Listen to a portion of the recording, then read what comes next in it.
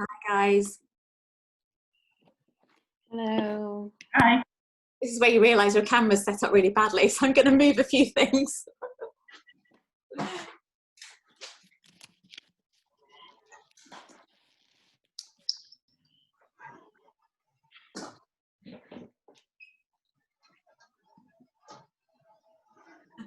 I redo my cushions as well?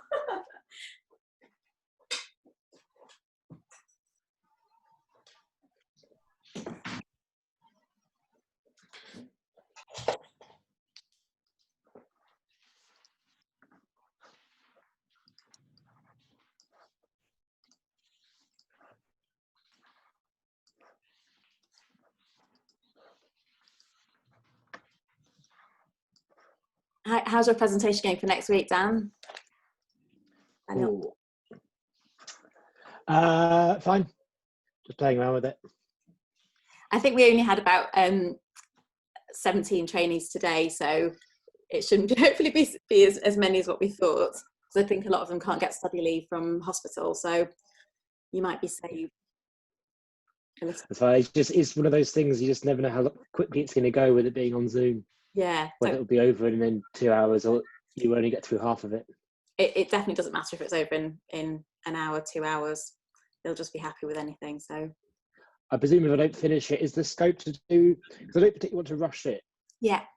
Is the scope to do another half next year if I've only get through half of it? Yeah, definitely. We haven't looked at the timetable really from August, just because we're sort of playing it by ear to see what's going to happen with training. So yeah, you're very welcome to do a bit more going forward. Yeah, that'll be great.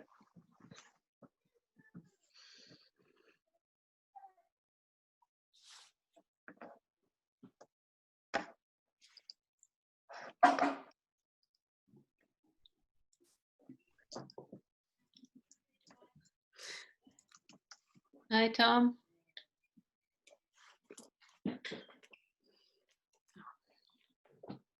Again, Managed to get your laptop back?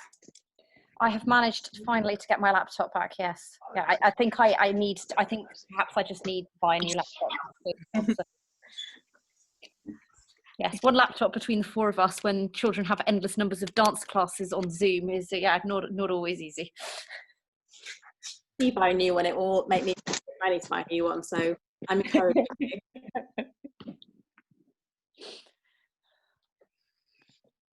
Hello, I'm not being antisocial, but I'm about to eat my dinner. Fine.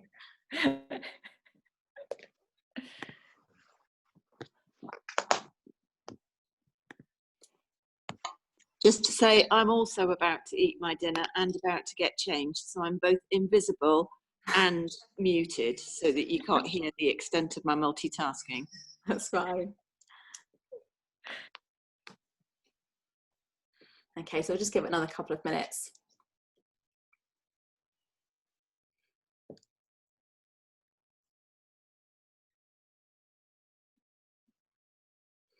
Okay.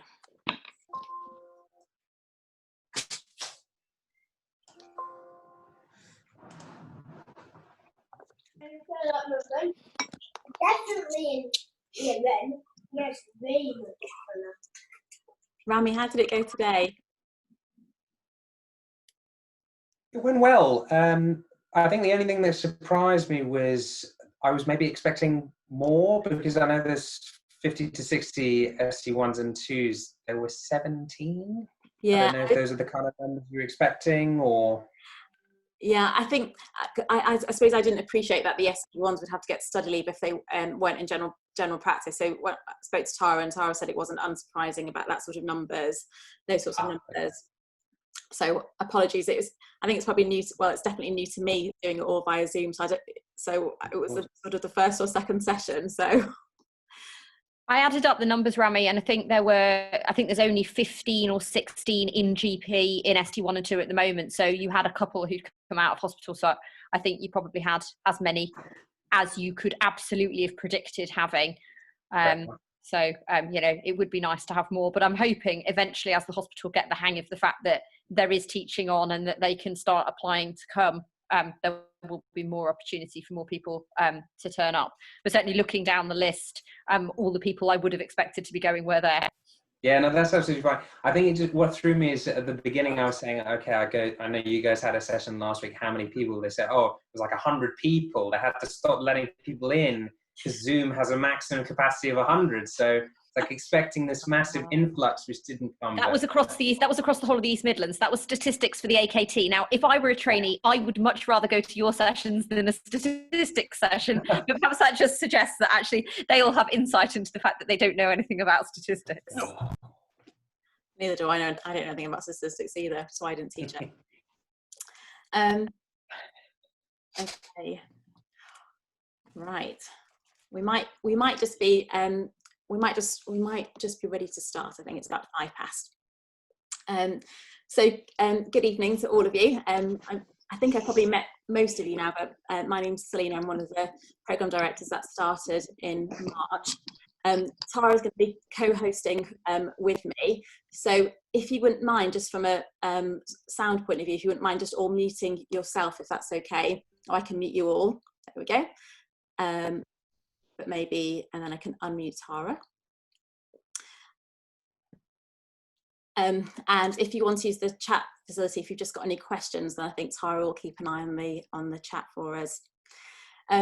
So this evening, the plan was just to go through some of the new changes to the ePortfolio, or the new RCGP ePortfolio that's coming to us, hopefully in August, September time. We're hoping August. And then have an informal talk just about the RCA, or just to update people about the RCA if they didn't manage to go to any of the webinars last week. So before we start, I'm just going to see where everyone's up to with their knowledge of the ePortfolio. So we've got a little poll which hopefully should be on your screens now. So who is currently using 14 Fish as an appraisal tool, just so we can see how used to the platform people are? So yes, you're using it as an appraisal tool. No, you're not. You're only using the learning diary, or you've never heard of 14 Fish. And the second question is, who's already looked at the ePortfolio resources, either on YouTube or on the college website? So yes, no, but can't remember a thing. Okay, perfect. So it looks like the vast majority of people have probably heard of 14 Fish, but aren't using it as an appraisal tool. And most people haven't looked at the resources on the website, which makes my life a bit easier, because it means hopefully I'm going to show you something you've not already seen. Lovely. So now I'm just going to, oh, maybe, have you seen, did you see those results? I think now it's all new to me as well. I'm just learning as I go. Okay. So I'm just going to go up to, I'm going to show you now the presentation about the ePortfolio. So we've managed just to use the slides that the college are using for promotion. So let me get that up for you.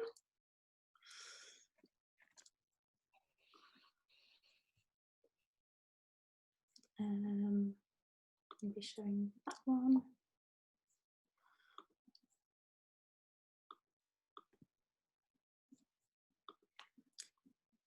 Perfect. Can you all see that slide now about the new trainee ePortfolio? Perfect.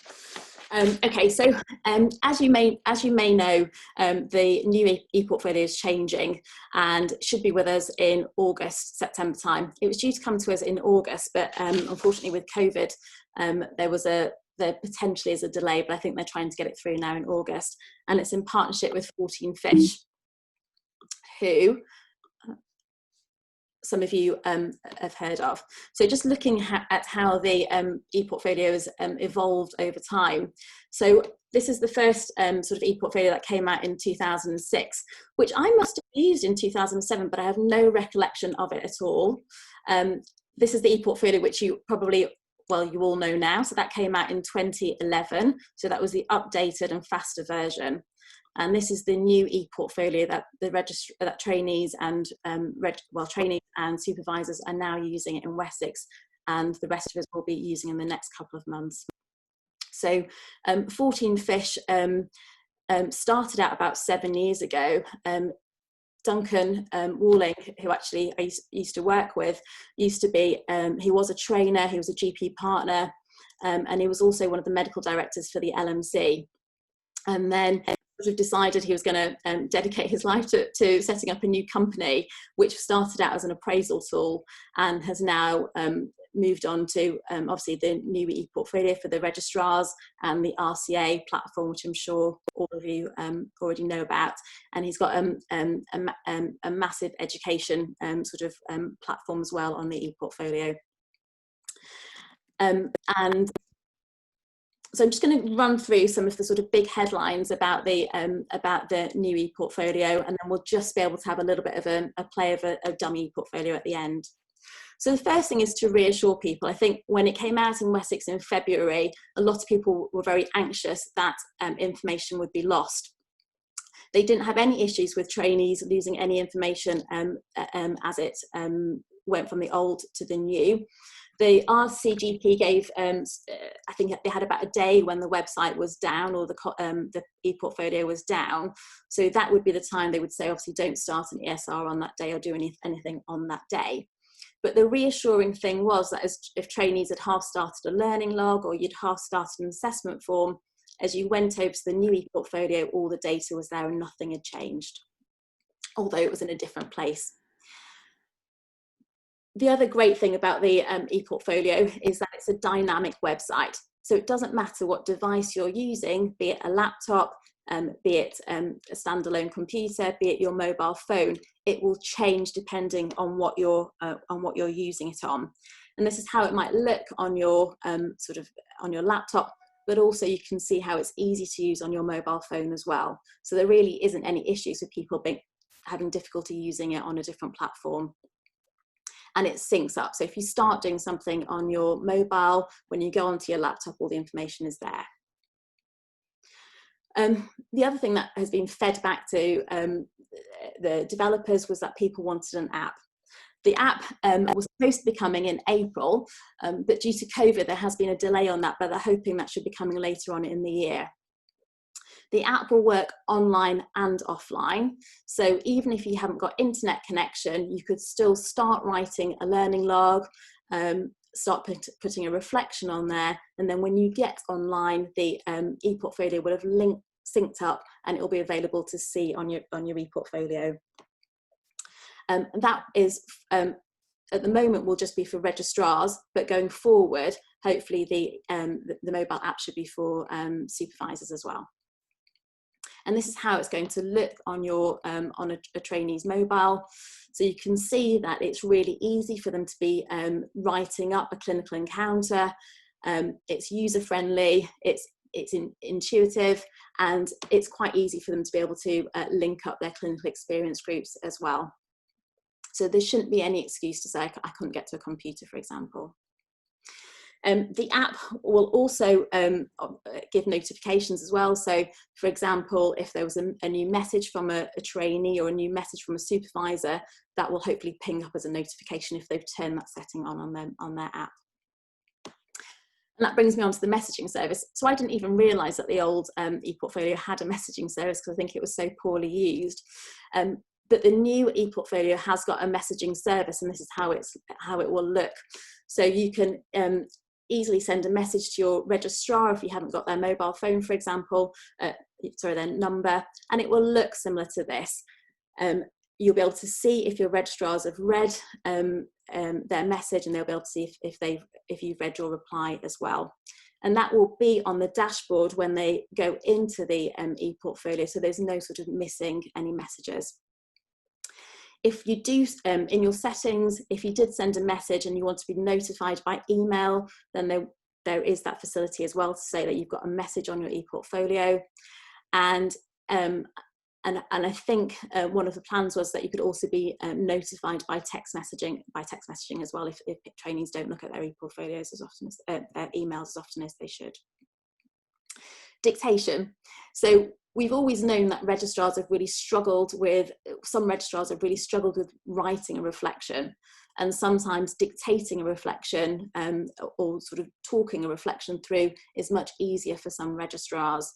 So the new ePortfolio will have the ability to dictate straight into the ePortfolio and into a learning log. And it's the same for supervisors and trainers as well. So if you wanted to dictate your ESR, you could do that straight onto the system.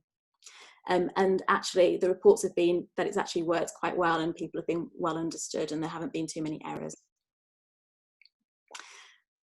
For me, this is the most significant change about the portfolio.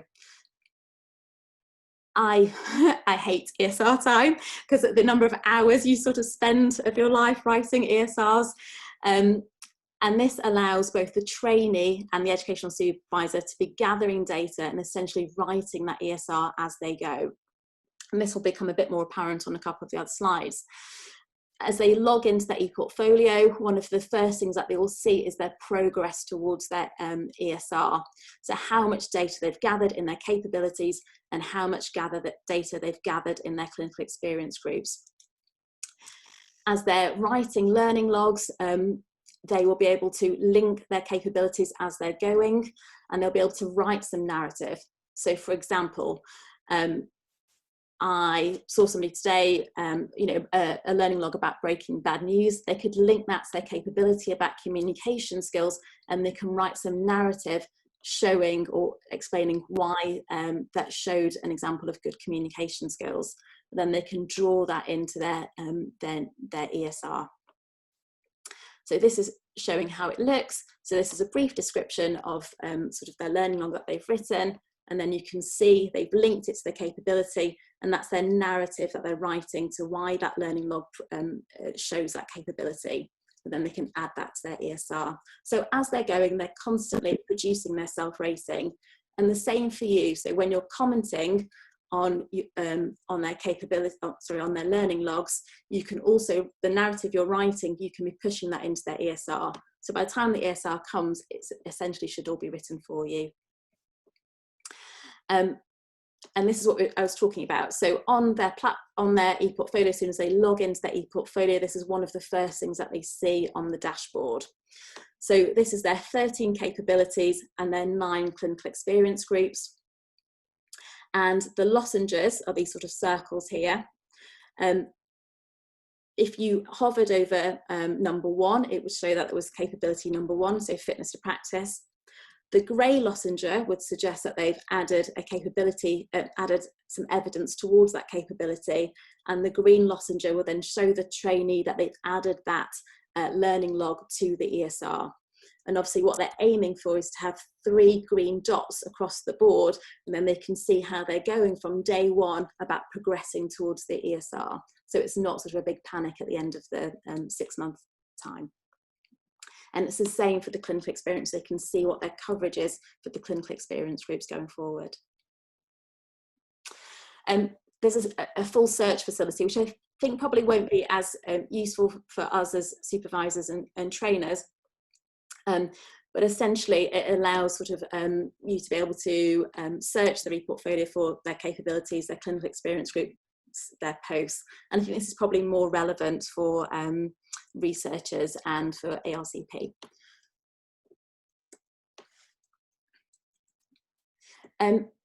Another really big improvement, which should hopefully make people's lives easier going forward, especially when it comes to writing your ESR, is being able to see the ratings of the assessments over time and seeing how the trainee's progressing. They can see that and you can see that. So, for example, if they've done 6 CBDs, you can see in a narrative form how their assessments or what they've been marked as has changed over that time, and it's also available in a graphical form as well if you prefer graphs. So here you can see this is for a COT, and you can see the dates across the top, and you can see how they've progressed from, can't see because of my computer, but over those few dates that they've done it for.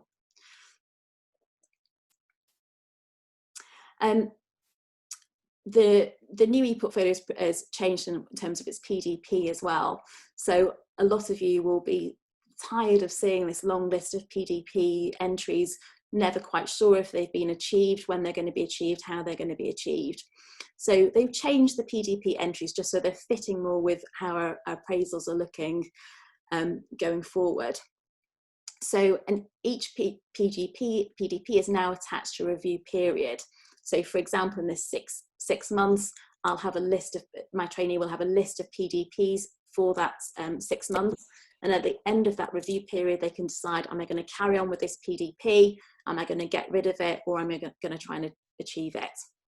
And again, that's on their dashboard. So it's in front of them as they log into the ePortfolio, and it's also color coded as well. So it's obvious to you and to them how they're progressing with their PDP.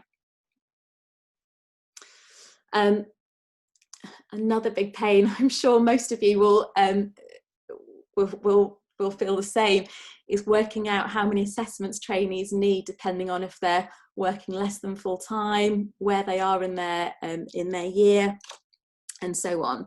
So another big change is that this will do it for you. So they will calculate, depending on what percentage of trainees working, how many learning logs they need, how many clinical case reviews they need, how many assessment forms that they need. So that's available for you to see and also for them to see. So they know from day one how they're progressing towards requirements. And then hopefully that will stop that constant checking the website about how many ePortfolios, how many CBDs do they need for this review period. And this is what it will look like. So you can see there in ST1, they haven't got any SEPs. They ideally should have 36 case reviews. They haven't got any at the moment, and so on. And this will give you an idea about assessment forms. So again, in ST1, they should have got 4 CBDs and they haven't got any, for example.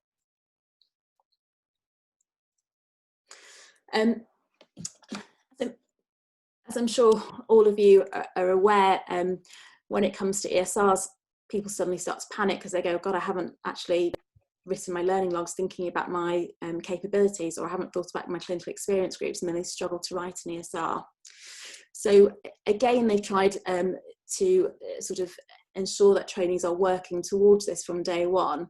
Some of it will become apparent because they will be obviously linking up their learning logs to their capabilities, but also they'll be able to see it in a graphical form as well, and also in a numerical form as well, so they can know what their spread is like. So you can see here, so the grey grey part of the graph would be fitness to practice. They've got 6 entries there, and I can't see because it's been chopped off, but you'd look at the number 1 and go, God, number 1, you haven't got very much in that capability. That's where you should be focusing. So on the ePortfolio, once you hover over that green area, it will tell you what capability that is. And it's the same here for the clinical experience groups as well. And you can see there. Another thing that people might sort of, especially if you're a registrar, you might get frustrated about is your inability to, the limitation of the number of attachments and the size of attachments. So that isn't a problem going forward. Trainees should be able to sort of attach what they want, files that they want to share, and there isn't a limit to the size of the file, so there shouldn't be any issue about files not uploading. Again, I think a really positive change is about MSFs. So I think, I certainly remember as a registrar, I really struggled with MSFs, knowing if people had completed them, did I have the required number, how would I chase people if the MSFs weren't completed. So the new ePortfolio will do that for you automatically. So they will put in who the MSFs are going to, and if the MSF hasn't been recorded within 2 weeks, then the the ePortfolio will automatically send that person a reminder to say that your MSF is outstanding for this trainee.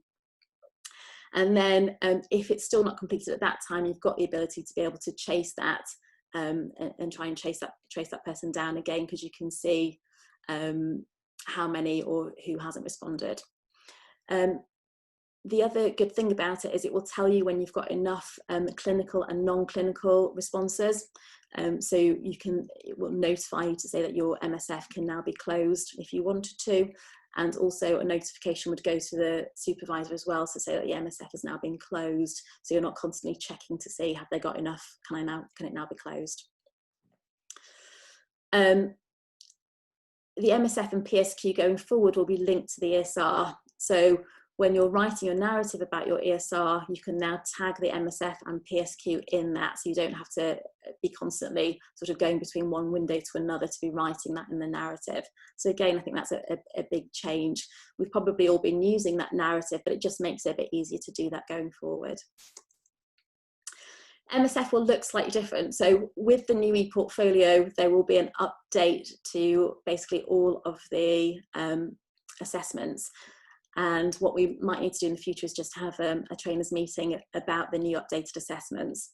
But this is how they've updated the MSF. So they've slightly changed the questions. There is an ability to write some narrative. Their percentage is down the right-hand side with their peers in grey. But the other thing is that trainees are now asked to self-rate how well they fare on that MSF, on that question. So for example, you can see that question 3, the registrar has graded themselves as excellent, and you can see that because there's a little triangle next to excellent, so that's how they've graded themselves. And I think that's in line with appraisals as well. The other thing is that it will identify any patient identifiable data. And it's also does that in a contextual form. So for example, if you said, I saw a patient called Brooke, it would highlight it, say that you've used patient identifiable data. If it says I swam in a brook, it will ignore it. And that's and there it is there. So it highlights that you've used potentially patient identifiable data. And that's my update.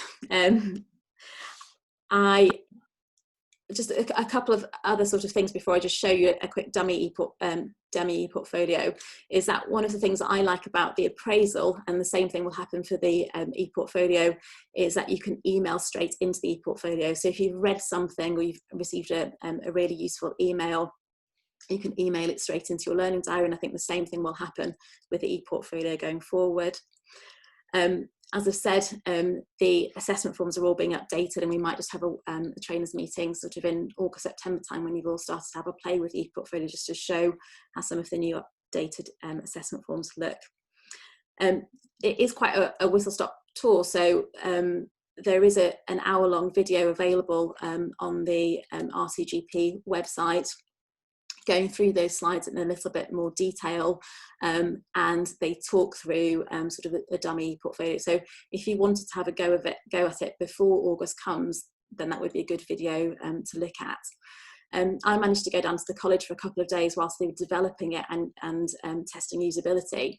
And I have to say, it was incredibly straightforward, intuitive, easy to use, and I think it's really exciting and a really positive change. It will make life easier going forward, and it will save registrars time, and it will save us time going forward. So I can't speak highly enough about it. Just to show you, so, all right, let's just make sure. Can you see the 14 Fish ePortfolio okay? Is that coming up? Yes, we can see the whole of your screen at the moment. Yeah. So this is just what it might look like for a registrar. So I unfortunately can't add anything or show you anything, but I think it's just useful to see what their dashboard looks. That's not their dashboard, that's mine. What their dashboard would look like. So this is what they would see when they log in. In the top right hand corner, where it says review period and ST1, that would be where their post is, where their supervisor would be, where their details of their current post is. They can also put a profile picture, which I think is incredibly useful, so they can add a profile picture to that. As you can see underneath it, that's where their PDP entries are. So as soon as they log into their ePortfolio, they'll see their PDP entries for that review period. And as I said, they'll be color coded to say, this is an ongoing PDP, this is one that you've stopped, this is one that you've achieved. And there's some action plans that they might have created in their previous ESRs below as well. It's going to be easy to see where they're up to with their exams, so that's down the end, and educator notes are also there in the bottom right hand corner as well. It gives you sort of on that sort of initial page, you can go straight in and you can write your learning logs. So if we were going to write a new learning log there, you would choose what type of learning log you were going to do. So for example, a clinical case review. And then you would go in and write your clinical case review like that. You can then link it to your clinical experience group, and you can link it to your capability and justify in the narrative why you're doing that, and add that capability, and that will make it go grey on that lozenge.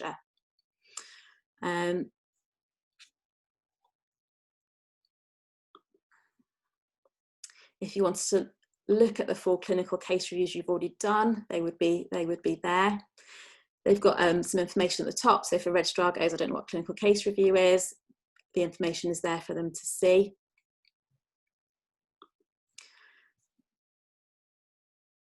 And again, if trainees prefer sort of a slightly more graphical, or you prefer a slightly more graphical way of looking at things, you can get a spread of their clinical experience groups and capabilities in their learning logs with the graphs as well. And it's also there in numerical form there. And this is what I was talking about here with the ESR prep. So here you can see that this trainee has put 3 pieces of evidence in about fitness to practice. One has gone green, so they've added 1 bit to their ESR, and the other 2 are still grey, so they haven't quite added that. They haven't added that to their ESR preparation. The requirements, that's what we're talking about, which would be worked out depending on how often they're working or how much they're working. And if they wanted to go in, and that's how you would start to prepare for your ESR. So hopefully, if they've been prepping for it as they go, a lot of that data would already be in there. And then down at the bottom, you've got your assessment forms. They can see where they're up to with their assessment forms. The graph is there to, obviously doesn't work because we've only got 1 assessment form in, but if you had multiple assessment forms, then you'd be able to see that in a graphical form. And then down at the bottom is the compliance passport. So again, useful for ESRs and useful for panel. So where they're up to with their safeguarding and their BLS and so on. And again, that's color coded. So if it's expired, it will go red. If it's in date, it will go green. And if it's still to be done, I think it's that orange color or yellow color. So I think that's probably everything that I wanted to show you. If you're a supervisor and you're going into the ePortfolio, you would only have 1 login details if you're using it also for an appraisal tool. So I use it as an appraisal tool, so I just have my 1 login. I'll be able to see the trainees ePortfolio and also see my own ePortfolio. If I had a few registrars, they would all be listed on my desktop or my the initial dashboard page, so I wouldn't have to go in and out of the ePortfolio, and it would tell me what I need to do. So for example, it would say you've got 4 unread learning logs from this registrar, you've got 6 unread learning logs from this registrar. So it's all there in front of me, nice and easy to see. Okay. Any questions? Had one through on the chat, or a couple through on the chat. So I think Selena had answered the question about, will the portfolio take into account if they're February starter, etc. So yes, it calculates all of that for us. Now, this is a really good question from Wally, which is, will secondary care clinical supervisors have access? And if so, have we planned any training for them? And my understanding, I'm assuming, Selena, that as with the current portfolio, of course, secondary care supervisors will have access. But yes, we will need to sort something out. Hopefully, since this has been recorded, we can at least send them a link to this once we've managed to post this somewhere. We run a meeting with the hospital clinical supervisors and usually get a representative of every department a couple of times a year at least. Now, obviously, we'll have to do that on Zoom, but that actually might mean that more people come anyway. And certainly going through the new e-portfolio, I think it does need to be at the top of the agenda for the next consultants meeting that we have. I think come August, or as soon as you start to have access to it, once you start to have a play about with it, it's so easy. I don't think anyone will have any major issues with it. I think if anything, it will just be not realizing how much there is you can do with it, and that might be when we have actually, you know, people can share ideas sort of in September, October times. Go, oh my God, I didn't realize you could do this. I didn't realize you could do that. That might be, you know, a useful thing to do. So another question's come through from Fran. So is it for new trainees or will current change over? No, everybody will change over in August. So all trainees will go and everything, all the data should go. And the experience from Wessex is it all sucks through and it all works brilliantly. And they basically switch it off one day and they log in the next day and everything is there in 14 Fish. Yeah, absolutely. Okay. So, how are people feeling about using it? And in your participants, you could, I don't know if this might be the best way of doing it, you could either say yes, as in you're really excited, or no, you're completely dreading it. So you could maybe give us an idea about how you're feeling. If I can work out how to see everyone. If you click on participants and then you just click yes or no, people, if you're on there. So I'm getting, do you all know where I mean? So if you go to participants, you've got a yes or a no to say how you're feeling about using it. So. Oh, lots of green ticks. Good. Oh, we've got another question. So Helen's question, if they overlink to the ESR, will it stop after 3 or just attach them all? Does that make sense? So you meaning at the moment in the ESR, they can link up to 3 bits of evidence. If they've already linked 3, can they keep on linking and have 20 bits in there? Or will it say, no, you can't attach anymore? That's a really good question. I think it will carry on linking. And the reason why I said that is if we went back to that first page where it showed ESR prep, you had your 3 lozenges, but you also had a plus sign, so you can keep on, I think you could keep on adding to it. Yeah. Okay, perfect. Right. So the next thing we planned to do was just to do a little bit of a discussion about the RCA going forward. So I have prepared some slides, but I wasn't sure how much people already knew about the RCA from what Anjali had done last week. So again, because I'm excited about all these polls I'm now figuring out how to do, I might see if I can do a poll. Oh, here we go, poll 2. So looking at the RCA. So, you've got a poll on your screen. So there should be a couple of questions there. So one, has anybody managed to try out the new 14 Fish RCA platform? Hope everyone's noticed what the theme of today is, 14 Fish. And then did anybody manage to watch the RCA webinars last week? Just so I know where to pitch things. Okay.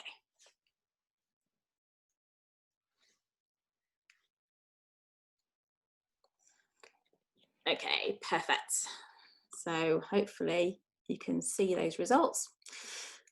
So most people haven't tried out the RCA platform yet with 14 Fish, and there's probably quite a good split about the webinars.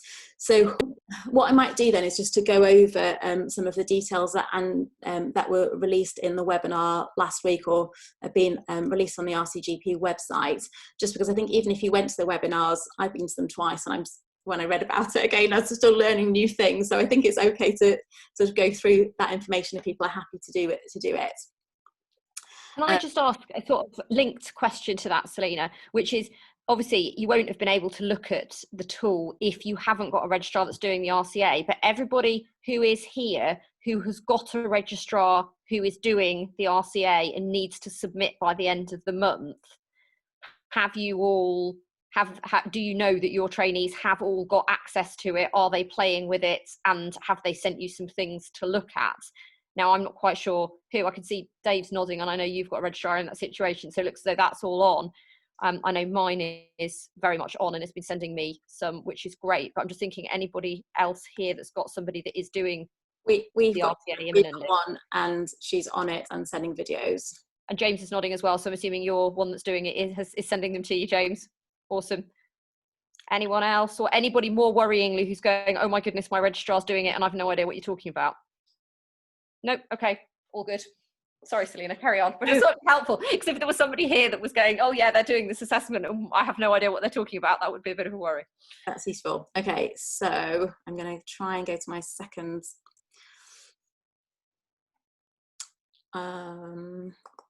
Right, just go to this second screen. So I've just gone through some of the information.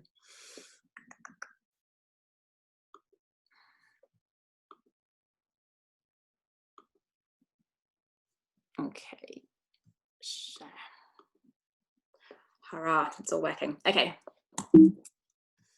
So just a reminder about sort of the RCA. So this has just been taken straight from the college website.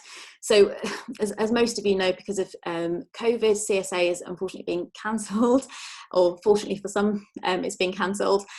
We thought it was going to be cancelled for this cohort, and now the information is it's going to carry on until December 2020 and probably until August 2021. So it will apply to some of you at the moment and will probably apply to most of you in the next year or so. So just a reminder of what it is. So in the same way as the CSA, so it's a summative assessment of the trainee's ability to integrate and apply clinical, professional and practical skills appropriate for general practice. So it's all the stuff that they've learnt in the AKT, it's then going ahead and applying that information to a consultation in an evidence-based manner. The RCA is going to be the same as the CSA in the fact it's going to be 13 consultations, and they're going to be 13 recorded consultations using the 14 Fish platform, which I'll show you in a couple of minutes. They can be audio, video or face-to-face, and they can be videos that they have recorded on a different platform in the past, as long as it's within the last 3 months, and they can't have been used for an audio for a COT in the past. That's the appropriate and the relevant thing. They've tried to make sure they're assessing the same competency areas and the curriculum as the CSA, and it's supposed to be, they're obviously ensuring it's being assessed the same standard as the CSA. So it'll be marked in the same 3 domains, so data gathering, clinical management and interpersonal skills. So gathering and using the data, including sort of history taking, examination and thinking about investigations. Management, so recognising and managing common conditions, and having a structured but flexible approach to managing those problems. And using their communication skills to understand the illness, understand the patient, and you know, a shared approach to managing those problems.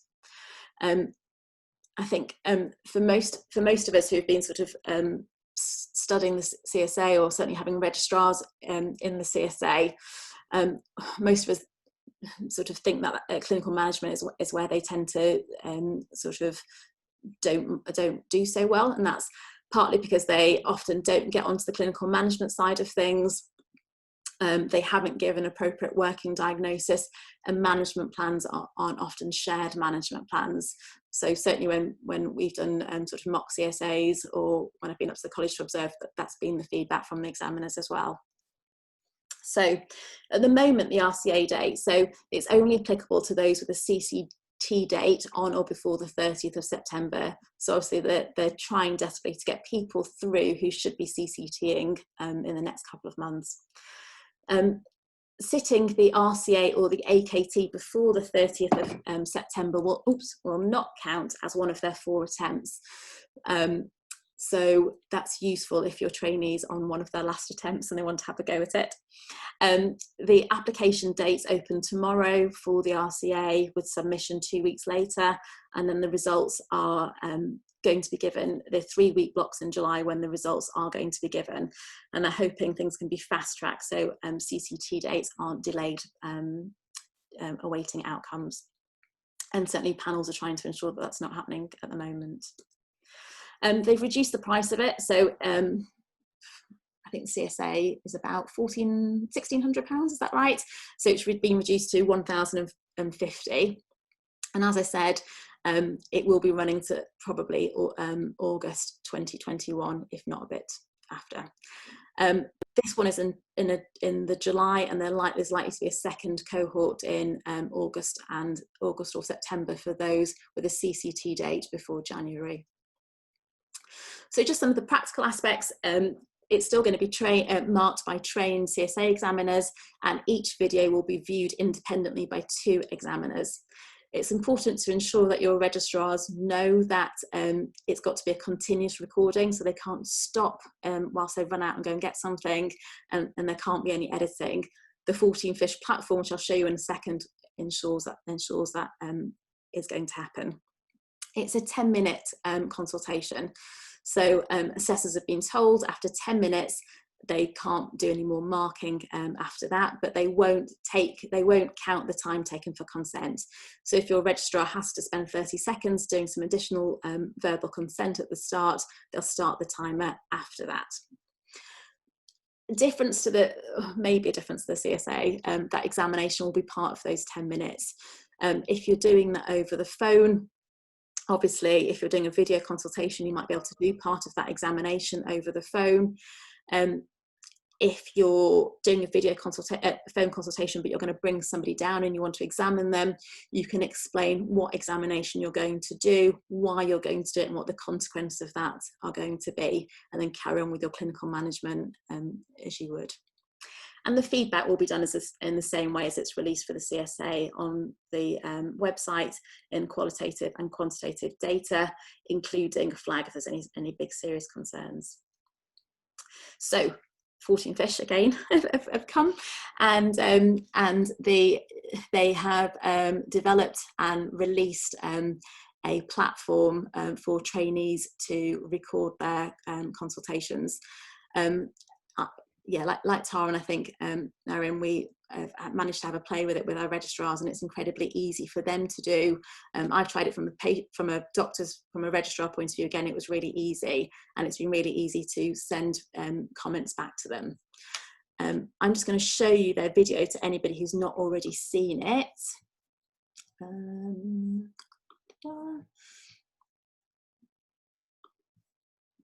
If it works. Consultations for the RCA. Soon you'll be given access to 14 Fish, where you'll find our remote consultation tool on your dashboard. This enables you to record both video calls and regular phone calls. To record a video call, simply enter the mobile phone number of your patient. The patient will then be sent a text message containing a link that they can click to join the call. We tell the patient that you'd like to use this consultation as part of your training and assessment. If they agree to this, then the call is automatically recorded. You'll be sent a similar message to your own mobile, and a few seconds after tapping the link, you'll be connected to the patient. You then just carry out your consultation as normal.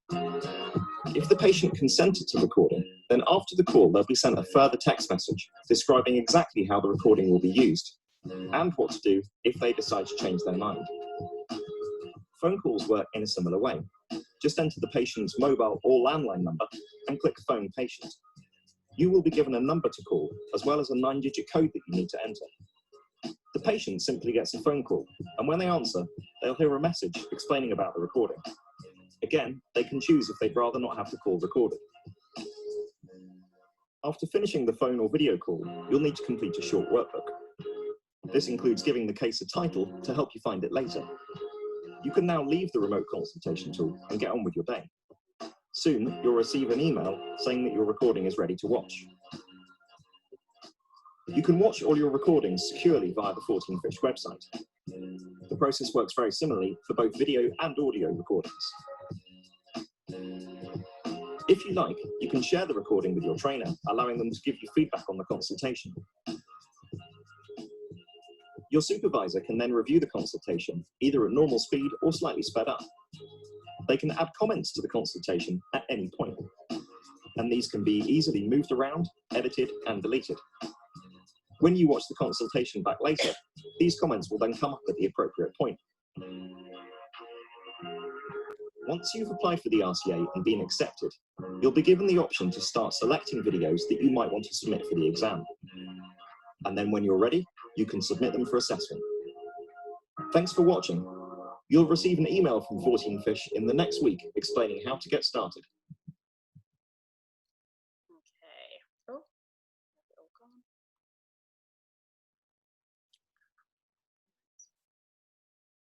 Okay.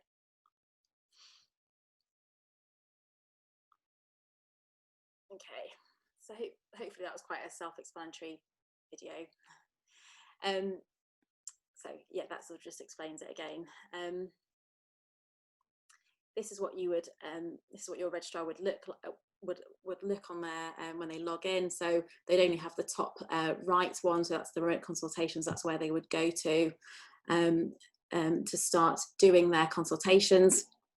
And then, as you can see, that they can then choose would they want to do a video, a phone call, face-to-face. I think should have started today, although I've not checked if that's up and going. But they said on the 10th of June you'd be able to start recording face-to-face consultations, and then you can upload as well if you've recorded on a different platform in the past. As you can see, there's a list of these were the 2 random ones I tried to do last week. A list of sort of 2. Phone calls. Your list of all your recorded consultations will be down on the list below, and there'll be a tick there to say if you've shared it with your supervisor or not. This is an example of the text message that the patient might get to join the video consultation. So that they're joining to say that they're consenting, so that they agree to a video consultation, and also that the information might be kept for assessment purposes. If it's a phone consultation, then there is a message saying press number 1 if you consent, and press number 2 if you don't consent. And then if they don't press anything, that's recorded. That's repeated, I think about 10 seconds later. And then if they still haven't pressed anything, they can then say, I consent or I don't consent. I think Naren said they had an issue before about patients not quite understanding the message and pressing the wrong keypad number. But we'll talk about maybe ways of trying to reduce that happening when we discuss it in a couple of minutes. So this is what it looks like from a supervisor's point of view. I put the big arrow because this for me is the most useful thing, is how to speed up the consultation. So it can get a bit boring listening to a 10-minute consultation. So speeding it up a little bit makes life a lot easier. And there's just a couple of comments that I put, and then you can put in a sort of summary of the case. I think the key thing to take away about the RCA is that trainees should be asking you to review and comment on their videos or their phone calls, but you should not be choosing which 13 they send or submit to the college. There's been quite a lot of discussions about this, and I think what people don't want to happen is for trainers to be blamed if those 13 don't end up passing. So for me, that was a big learning point, as in I'm okay to comment, but I'm not going to tell them what they should or shouldn't be submitting. I think we've gone through all of this, and so yeah, they'll stop assessing at 10 minutes, but doesn't count consent. Just consider the quality of the videos that have been submitted. The 14 Fish platform, we've not seen any issues so far in terms of quality, but if they're submitting something that they've recorded on an iPad, just make sure the assessors are going to be able to see it clearly and hear things clearly. Again, you might want to think about the added complexity of having PPE, which again we'll discuss in a couple of minutes.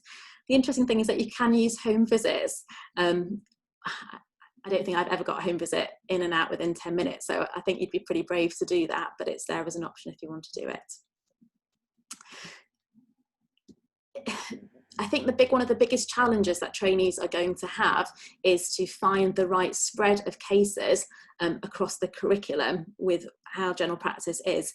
It's all there, but they probably just need to be slightly more proactive about how they go about finding those cases on people's triage lists. And again, we'll discuss how you might go about doing that in surgery. They want to make sure that there's a spread of cases across the curriculum, but no more than 2 from each area. Remembering a spread of ages, so thinking about young and older patients, as well as mental health, long-term conditions, acute and urgent care. And consider the level of difficulty.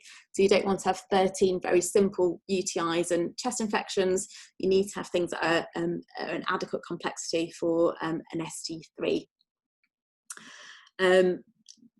there are lots of FAQs on the RCGP if needed, but the 14 Fish has got about 20 or 30 articles about your sort of most common FAQs. If anyone's having any issues with either seeing their videos or uploading, it's all on there as well. So I thought if we've got time, I think, is everyone still alive and okay for a couple of minutes? So I wondered if it might be worth just maybe going into sort of a small groups and just maybe for a couple of minutes or 5 minutes, just thinking about what some of the challenges might be to the registrars and to the practice about doing the RCA. There are a couple of things that you might want to think about. So you might want to think about consent, achieving the range of cases and how you get that to the registrars, how you're communicating with the rest of your team about sort of an assessment change, time, 10 minutes, and about the use of PPE and technology, and then maybe some suggestions about how you might want to you could overcome that. So I'm going to leave that on there just for you to see, and hopefully I'm going to try and put you into small groups if I can figure out how to do that. There we go, participants. Where is my small group option gone? You need to stop sharing your screen first. There we go. Breakout rooms, here we go. So there's 26. Suddenly everyone's so if we go into, let's go into 6. So we'll create some breakout rooms, and then if you just discuss those things, and I can put it back up there on the screen, and then we'll come back and we'll maybe just write up some of the learning points that everyone's discussed. So hopefully now Zoom should take you all into separate rooms.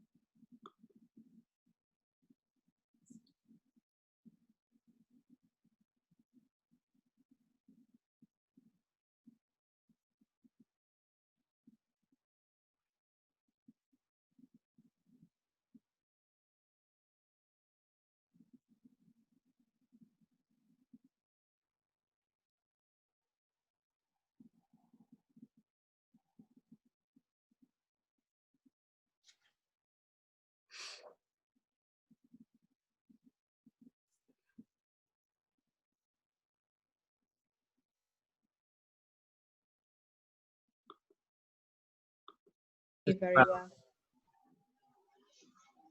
My GP registrar's not in this immediate cohort. She finishes in November sometime, so I think she's bought the 14 Fish so she can start using it. So that's going to be a steep learning curve, I think.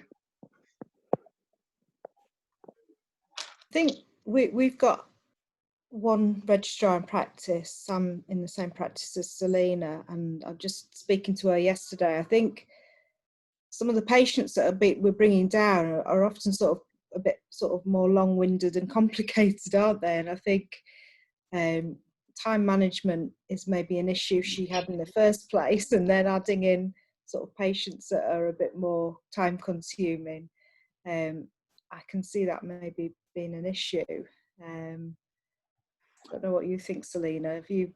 Yeah, I wonder if there's, I don't know if this is ethically sound, but I wonder if there's got to be some manipulation about if you are going to be recording face to face, that you are manipulating perhaps what you're bringing down, so that they do get the ability to record some less complicated face to face, just so they get the chance to do it within 10 minutes. I think they think that most people will end up doing videos or phone calls, just because the added complexity of trying to do a 10-minute consultation with PPE on as well isn't always really easy to do and practical to do. So there was a case where the sort of main reason for attending was sort of dealt with, but then the patient got upset and then other things came, but this sort of then extended it beyond the 10 minutes. And I sort of thought, well, could that still not be used, even though the consultation hadn't really finished because the patient had got upset? if the prime sort of reason for attendance, I don't know what you think, or whether does it have to sort of come to a full conclusion? Because if they were in the exam, 10 minutes they'd be cut off, wouldn't they? And it wouldn't go on. Whereas, I don't know. What are other people's thoughts? I think my understanding is that it has to be 10 minutes and that's it. I mean, I think it is hard in an ideal world, but if they don't have anything else, then perhaps you could use that one. But I would keep trying to get one which would complete the entire thing in 10 minutes. Yeah. I think it's about recording everything and just choosing the ones that, so you get as much volume and just being able to pick the ones that are most suitable, I guess. Yeah. I think it's very difficult because we've all recognised that whatever we do at the present time, whereas I would usually run to time before, nothing is running to time because patients want to chat, they're anxious, they've saved these things up already for several weeks. And I don't think there's any chance that any of us are doing 10-minute consultations at the moment. So I think it's really hard for them. I know. Unrealistic. I completely agree with you. We did a piggyback surgery on Friday. So I tried it out using the 14 fish and she watched me do it. And I didn't get any phone calls done within 10 minutes if I was trying to do it under how I do for the exam. Because as you say, people just want to talk. They haven't spoken to anybody for weeks. Desperate to get it all out. I think it's a really, really tough for them. It is tough. Yeah, I was speaking to one of the registrars as well, and they were like, I think this is more difficult than actually doing, like sitting the CSA, because the 10-minute thing, and plus, as you said, patients have been not fobbed off, but they've been sort of trying to be dealt with over the phone, and now they've accumulated so many things that it just becomes really hard to concise it down. Not sure. I think it might be just ensuring that, I suppose one of the suggestions that we gave to the registrar was that everyone's got their surgery sort of set up with phone calls, and if we see something that we think is appropriate or suitable, we might sort of give them a little phone call and say, we've got one of the registrars, they're going to be sort of recording it for an assessment, is that okay? They've only got 10 minutes to talk, are you happy to talk to them? And then sending that phone call for them to do, or them picking things off our list that look fairly simple, like I don't know, PR bleeding, PR bleeding, for example, in someone who's 30 is going to be a relatively simple one. It's just if the complexity of the case is going to be enough, I think that's what we're all unsure about at the moment. Yeah. Okay. Could one of the chronic disease cases potentially be a follow-up if they've been following a patient through and maybe reviewing things? So I know that's not something they'd normally see in the CSA, really, would it be? Yeah, I suppose as long as they've got enough information to fulfill those 3 domains. So, for example, I suppose if you had somebody who was, a new diagnosis of hypertension or a new diagnosis of diabetes, they would make quite good 10-minute phone call case if they were reviewing abnormal results or abnormal LFTs or something. But I suppose if it was just to adjust blood pressure medication, I don't know how much data gathering that they'd be able to do. I suppose another thing that you could potentially do is if a patient does start to list off problems, is sort of signpost them to sort of say, this is an assessment for me at the moment. I want to talk about those other things for you, but can we finish talking about this problem and then afterwards I'll call you back and we can discuss those other problems, or something like that, to try and sort of bring it back round to simplify it. Yeah. I think it's really difficult when you haven't got those non-verbals that you would normally have to sort of move your consultation along. You're right. I think they're really I think it's really tough. Okay. Are there any sort of guidelines onto what type of 13 cases need to be used? I mean, can they all be a similar sort of case, or do they have to be certain type of cases? So I think that they've got to try and show breadth of the curriculum. So they're going to want to show maybe a women's health, a men's health, a peds, an elderly person, someone with a long-term condition, that sort of thing. Okay. And I suppose that's so. I mean, they can't type of patient. That's what you don't want to be like one type of sort of only women's health or only dermatology, or, you know, so there has to be a variety of stuff. Absolutely. And I suppose that's where our role comes into when they're sort of choosing their cases to go, hang on, you've done 13 rashes here, what, you know. Yeah, exactly. Yeah. Okay, perfect. I might end the breakout rooms and bring everyone back. It's my first time I've done breakout rooms. Quite pleased. Right, 50 minutes ago. They'll all be back. Oh, close.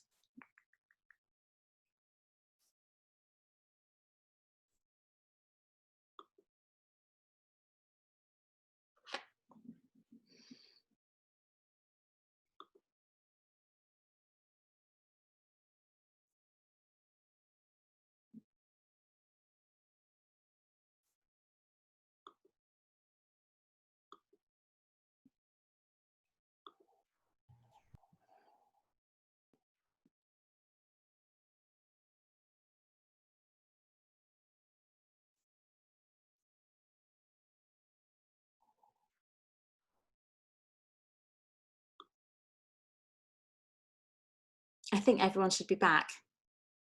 And Tara, unmute you. Yep, I think everybody's back. I think we've lost one or two along the way, so either they've got bored and left, or they didn't teleport properly. Okay. Okay, perfect. So, I suppose if we have got everyone still alive for another couple of minutes, do you think it might be helpful just to sort of share some suggestions about what people have talked about in their small groups, or do people feel like they've had an adequate enough conversation that they don't need to share ideas? People might be ready to get on with their evenings. Selina, I've got one question. It just goes on to what I think Simon and Sid were mentioning before about I advised the ST3 today to ring up the patient beforehand. And I just thought of, obviously, it's a preemptive, almost like a warning shot that this is going to be used as a recorded assessment and the purposes of it. But also just to warn them about, you'll get a call from 14 Fish, this isn't a scam. Option 1 is you're okay with it, you're going to consent. Option 2 is you don't consent. The other one is, I've got the SC3 mentioned quite a few times, she's done a really good case. And then about 9.5 minutes in, the patient says, oh, doctor, by the way, can I ask you about my medication or my son or daughter? Whether we can tell the patient, can you just keep it to one complaint? And if you have any other further requests, we can deal with it after the assessment's been done. Is that suitable or is that wrong? So I suppose it's all new to all of us. I think the ringing up beforehand is a really good idea, and I think that's something that we've suggested to our registrar as well. So if we see sort of suitable patients, we might ring them up just to give them a bit of a warning shot that they're about to be called by one of our registrars, and they'll get a recorded message asking for consent. As far as I know from what Anjali said last week and what's on the college website, is that they'll stop listening after 10 minutes. Excluding the bit for the consent. So I suppose saying, would it be okay if I can ring you back, would be absolutely fine, as long as they've done it in sort of a nice and polite way. Or even if they did go on to sort of talk about a second problem, I suppose the examiners would stop at 10 minutes. If they'd adequately dealt with that first problem, I can't see any reason why they still wouldn't do well in those 10 minutes. But I suppose the simplest and the safest thing to do is to say, I'm going to ring you back if that's okay to deal with that second problem. That's what I would do if I was a registrar. But I don't think that's officially been mentioned in any sort of Q&A, but we could certainly ask Anjali, one of the examiners, if she's heard anything about it. I think one of the things that's come up that somebody that I think Sid put on the chat that I think is worth thinking about, that we've established, and I say Naren, Sid and I have all been thinking lots about this because we've got one trainee who we're trying to help to do this. A lot of our patients use that annoying call barring thing where it says, hello, please state your name and press 1 and we will let you know if you're allowed to speak to the recipient. And 14 Fish can't cope with that. So I suppose in some ways ringing first would help, because then actually we can establish, oh, they use that funny software, don't even bother trying to ring them using 14 Fish. But I think that is a bit of a problem. And actually I've done a role play and using my own mobile number and got her to ring me to see what it was like. But it actually says, ring, ring, hello, Dr. Harrington is trying to connect with you. If you're expecting a call, please keep listening. So actually, I think it is quite friendly and quite personable. But I guess the problem is if they've not heard that doctor's name, they might freak out unless they know who they've been booked with. But yeah, I don't know. I don't really know what the answer is. But I think perhaps a little bit of pre-screening, and whether there are occasionally trusted receptionists who could be trusted to explain that to the patient, or whether, I have to say, some of them, when she was practicing last week before we had the 14 Fish and when she was using sort of more traditional recording stuff, I was ringing the patient saying, hello, you've asked for a call back. Would it be all right for Dr. X to phone you? She will be recording the call if that's okay with you. It may be used for training and assessment. If you're okay with that or you've got any questions, let me know now. Otherwise, I'm going to hang up and I think she'll ring you in the next 10 minutes because but then that's really labour intensive. But I guess we're trying to get 13 cases in the next 2 weeks. These poor guys who've had everything screwed up by COVID. My personal feeling as a bit of a soft touch is whatever it takes to get her 13 decent cases, I will do it. The issue is going to be that this RCA is around for the next part of a year and we probably can't massage it that much, but they've only got 2 weeks. Those of us who did old MRCGP had 9 months to do those videos. And I'm just looking at Rachel Bentley. Rachel and I and our study group must have spent 4 or 5 hours a week sat in each other's kitchens going through those videos to get the 12 that we submitted. And we spent 9 months doing it. They've got 2 weeks. I really feel for them. I was just saying, I think that the speeding up mode is a great idea. I didn't realise you could do that because it is a long time to get through them. I mean, it might sound, I haven't tried it, but I presume this sound a bit like Mickey Mouse, but I mean, it's better than sitting through it in real time, you know. So. Yeah, it really is. I think the key on that point, are we really expected to review every single one of our trainees' videos? Because I can just imagine spending. Okay, it's just the ones that they want to share with you. Okay. And also they don't have to just share it with you.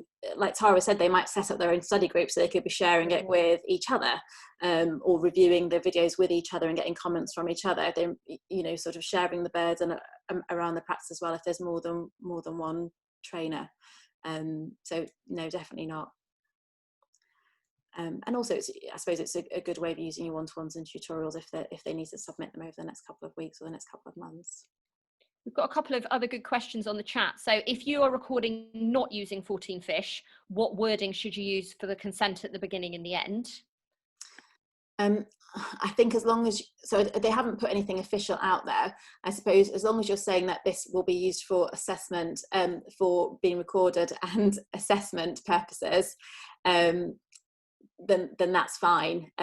You could steal what they're putting on the text message for 14 Fish and use that wording. That would be one way around it. And the other question, which has been asked a couple of times actually, is about if the trainer makes a comment on the video, will it be obvious to the assessor? And I think Angela said on the webinar last week that she was going to look into that. She wasn't sure, but she said it's probably worth thinking about, you know, making, if you are commenting on them, to be honest, you're either going to be commenting, you know, positive things like nice verbal empathy or something, which is a bit irrelevant to the examiner one way or the other, whether they agree with you or not, or you're watching and thinking there is so much here that is developmental. You're not going to tell them not to submit it, but one would hope if it comes back with the equivalent of, you know, red pen over every second of it, that they might well develop some insight and think I'd better not submit this anyway if it's really, really developmental. I don't think they can submit it with the comments because I think it will. I think it wipes them. The examiners one way or the other. So I think I don't think the comments will be there if they're going to submit them. Okay. I'm not going to go. I'll just quickly show you some suggestions. So hopefully, is that now sharing? Is that sharing, Tara? No, not yet. Nope. Right. Here we go. Okay, so I think it's I should be sharing now. So yeah, it's just, I suppose it's just from thinking about sort of the range of cases. So sort of new anxiety, depression in COVID is probably one that we're all sort of sick to death of, but that would be quite a good one for a case. Children with sort of temperatures, rashes, being able to review the photos, or doing that by a video consultation, reviewing sort of new hypertensives, abnormal test results, so abnormal LFTs, new diagnosis of diabetes, musculoskeletal, sort of women's health, med3s, they all would work, I think, quite well as phone. So there is quite a lot, isn't there, about what we're doing on a daily basis, which would be absolutely fine. So that's probably about it. I probably won't go through the AKT, apart from to say that the July one is happening with 450 candidates. The August dates have been released today, so hopefully they'll be back to normal with the number of candidates of being around 1,500. There is apparently going to be some capacity for how they, or provision for how they're going to deal with shielding candidates, but nothing has been released as of yet. And those trainees, we still haven't got any idea about how they're going to be, how they're going to do their AKT. And that's probably about it. As I said, the work-based assessments have updated, but we'll maybe just discuss those at a new a trainers workshop in the future. And I think Anjali Sharman, one of the CSA examiners, will come to talk to us at the August trainers meeting, so she can answer sort of the Q&A about the RCA, having done sort of the July cohort. So that's it from me, unless anyone's got any more questions or anything they want to ask or say. Can I just ask a sort of poll, show of hands of people who are here, though I appreciate you all got here anyway. We had a couple of emails saying that if people were going to the Royal from work, 7 was really nice because you could eat at 6:45 and then do the workshop. But actually, if you're driving home, it's a bit of a nightmare to start a trainer's workshop at 7. And could we possibly consider, while we're doing them online, starting at 7:30? Would people prefer to start at 7:30 rather than 7? I would. So get my kids to sleep. I don't know if we want to have a show of hands up if you would prefer 7:30 to 7. 1, 2, 3, 4, 5, 6, 7, 8, 9. So it's probably, yeah, a bit over half. I think 7:30 would work better. So happy, we'll go over 7:30. But you can probably see Selena is recording this. We have, in my children's words, Mummy has got a YouTube channel. Mummy, are you an actual YouTuber? I'm quite clearly not an actual YouTuber, but we have set up our geriatric attempt at YouTube. There's an ARCP requirements video on there at the moment. There's one online tutorial, and if we can work out how on earth to upload this from Zoom to YouTube, it will be there soon. So if a workshop is sort of broadcastable, we will stick it onto the YouTube channel and tell you where to find it if you've not made it to the meeting. And just going forward, we were just having a bit of a chat about what sort of topics people might want sort of going forward, and we came up with a couple ourselves. I've just put them on a poll just because I was on such a swing with them. I was quite excited about my polls today. So you could maybe just say if any of those sort of take your fancy, and you can say more than one if you wanted to, or if you have any ideas of things that you'd really like to see in trainers meetings going forward, if you could maybe just write them in the chat, then at least as we're sort of now developing Zooms in the next couple of, trying to figure out what we're doing in the next couple of months, we can include some of those. So that's just on there. So we talked about sort of exam updates, NEET work-based assessments, ESR prep. Tara was thinking about some work about humanities in general practice. Someone does some quite good about coaching and mentoring, some assessment. Can you see it all? Yeah. I can't vote. Is that because you've made me a co-host? Oh, maybe. You have to worry. No, it's fine. No, don't worry. I just couldn't work out why I couldn't vote, but I think it's because I'm a co-host. I'm not allowed to.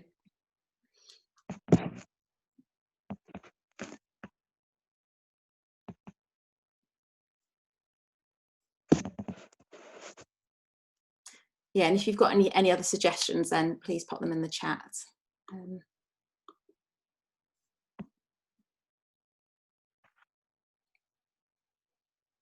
Okay, I think we're just waiting for, maybe you're not waiting, we'll go for it.